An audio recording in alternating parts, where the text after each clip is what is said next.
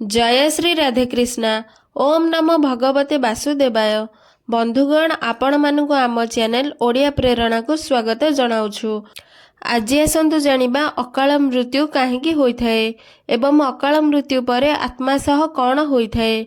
बंधुगण गरुड़ पुराण रे मनुष्यर जन्म एवं मृत्युर रहस्य संपूर्ण भावरे वर्णना अछि। मृत्यु ही काल। जेतेबेले मृत्युर समय निकटतर होइथाए शरीररु आत्मा अलग हो जाइथाए। प्रत्येक मनुष्यर जन्म एवं मृत्युर समय निश्चित होई रहिथाए, जहाको पूरा करिबा परे ही मनुष्य मोक्ष प्राप्ति होइथाए। किंतु प्रत्येक मनुष्य को मोक्ष प्राप्ति होई नथाए। कौनसी मनुष्यर समय पूर्वरु मृत्यु हुए तेबे एहाको अकाल मृत्यु कुहाଯାଏ।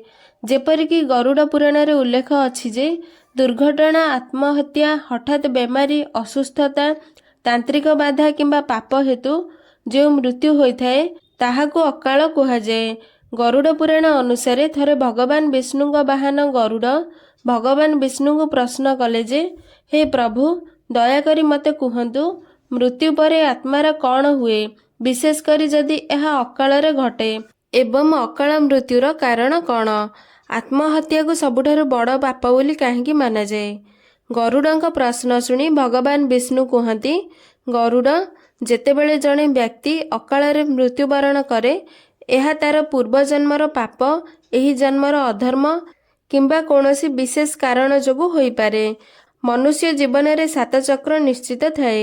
अकाल मृत्यु द्वारा जो मनुष्य सेही चक्र समाप्त करि पारंती नहीं सेमानकु मृत्यु परे मध्य अनेक प्रकारर कष्ट भोग करिबाकु पड़िथाए।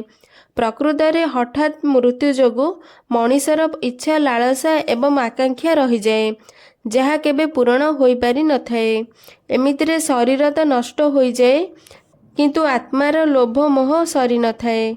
एही परिस्थिति रे अकाल रे मृत्युवरण करुथिबा आत्मा माने निजर परिजन बा जीवित लोकों को कष्ट पहुँचाई निजर मनोकामना पूर्ण करिबारे प्रयास करिथांती।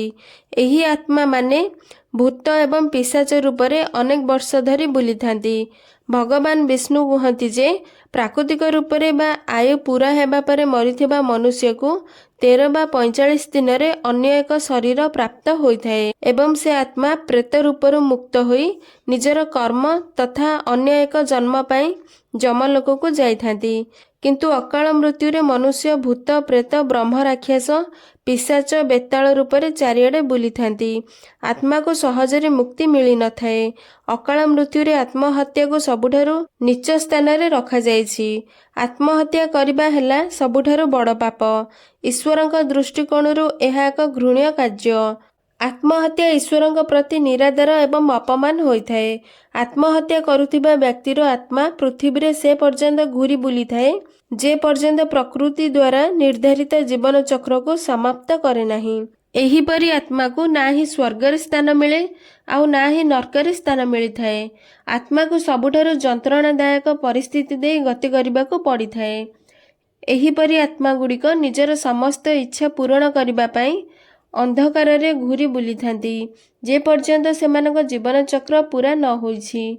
आत्महत्या करिथिबा आत्मांकर कष्ट को तो कम करा जाई परिबो नाही, किंतु मृत व्यक्तिर परिजन माने तार नदी रे किंबा पोखरी रे पिंडदान देबा द्वारा सेमानक आत्मा को शीघ्र मुक्ति मिली थाए। भगवान विष्णु कहती अकाल मृत्युरु बंचिबा पई मनुष्य को भल कर्म सह दान, पुण्य एवं भगवानक नाम जप तप आदि करिबा उचित। एहा करिबा द्वारा अकाल मृत्यु टळी जाइथाए।